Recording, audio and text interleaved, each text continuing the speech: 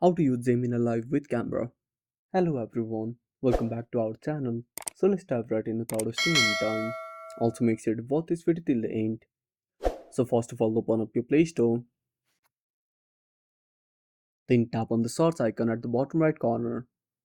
Then type Gemini and tap on search. Then tap on Google Gemini and install this application. After installing, simply tap on open. Now at the bottom right corner, simply tap on the live icon. Now simply tap on the camera icon. Then tap on open settings. Now simply tap on permissions.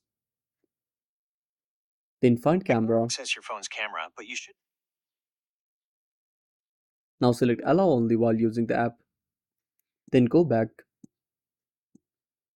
Then tap on the camera icon again.